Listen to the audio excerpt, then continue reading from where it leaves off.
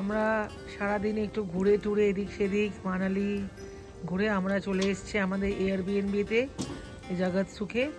আর এখানে আমাদের bonfire start হয়ে গেছে। ভীষণ ঠান্ডা, এখন -5। সুতরাং এই বনফায়ার আগুনটা যে এত ভালো লাগছে বসতে। আর এখান থেকে দূরের মানালি দেখা যাচ্ছে একেবারে সমস্ত। বাবারে ভীষণ আগুন দিয়ে হচ্ছে।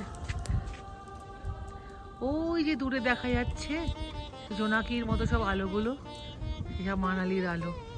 খুব কাছে মানালি থেকে, অথচ সেই এই ক্রাউডটা নেই। আর এখানে আশেপাশে সমস্ত হোমস্টেজ বাড়ি, আর এই আগুন জ্বলছে, দারুণ লাগছে।